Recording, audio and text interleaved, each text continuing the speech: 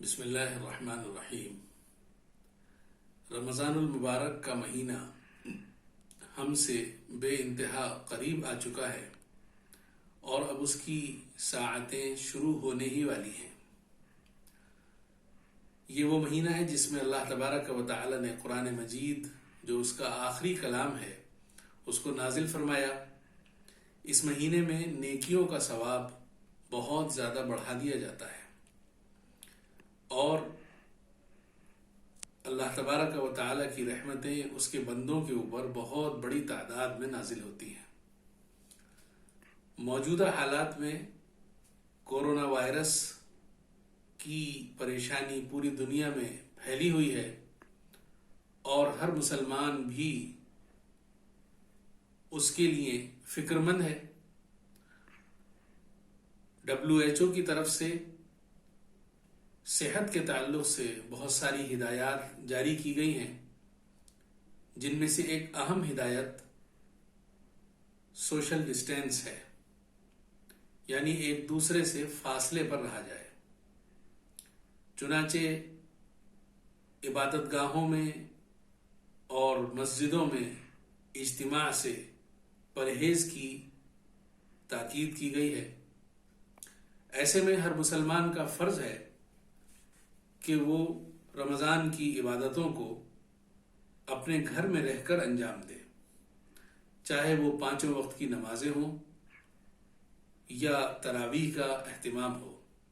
یہ ساری عبادتیں وہ اپنے گھر والوں کے ساتھ رہ کر انجام دے، یعنی صرف وہی لوگ ان کے ساتھ ہوں جو اس کے ساتھ گھر میں رہتے ہیں۔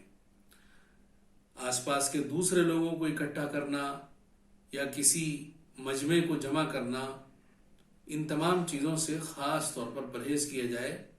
صرف گھر میں ہی جتنے افراد ہوں صرف انہی کے ساتھ رہ کر رمضان کی تمام عبادتوں کو اور تراویح کو انجام دیا جائے۔ قرآن مجید میں جو اللہ تبارک و تعالی کا آخری کلام ہے، اس سلسلے میں واضح ہدایات اور رہنمائی موجود ہے۔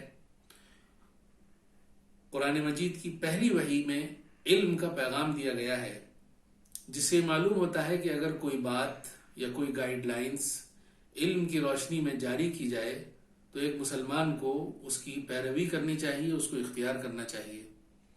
اس کے علاوہ قرآن مجید میں اللہ نے فرمایا ہے کہ اپنی جانوں کو ہلاکت میں مت ڈالو۔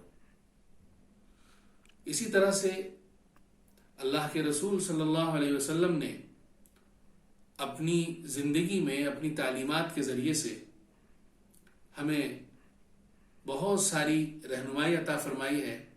آپ کی زندگی میں ایک واقعہ ملتا ہے کہ قبیلے بنو ثقیف کے کچھ لوگ آپ کی خدمت میں بیعت کے لیے حاضر ہوئے۔ بیعت کا مطلب ہوتا ہے ہاتھ میں ہاتھ ڈال کر پیروی کرنے کا اور فرما برداری کرنے کا عہد کرنا۔ تو اللہ کے رسول صلی اللہ علیہ وسلم نے سارے لوگوں کے ساتھ بیعت فرمائی، لیکن ان میں سے ایک صاحب جو کوڑھ کے مریض تھے، تو اللہ کے رسول صلی اللہ علیہ وسلم نے ان سے فرمایا کہ جاؤ، ہم نے تم سے بیعت کر لی، یعنی ان کے ہاتھ میں اپنا ہاتھ نہیں ڈالا۔ اسی طرح سے آپ نے فرمایا کہ کوڑھ کے مریض سے اس طرح سے دور رہو جس طرح سے تم شیر سے دور رہتے ہو۔ اسی طرح سے اللہ کے رسول صلی اللہ علیہ وسلم نے ارشاد فرمایا کہ جب کسی علاقے میں طاعون کی بیماری پھیل جائے، یعنی پلیگ کی بیماری پھیل جائے، تو تم اس جگہ میں نہ جاؤ، اور اگر تم وہاں پہلے سے موجود ہو تو اس جگہ سے باہر نہ نکلو۔ اس کے علاوہ بہت ساری تعلیمات ہیں جن سے آج 1400 سال کے بعد ساری دنیا فائدہ اٹھا رہی ہے۔ آج ہم دیکھتے ہیں کہ ٹرانسپورٹ بند ہے، فلائٹس بند ہیں اور کوارنٹائن کا مشورہ دیا جا رہا ہے۔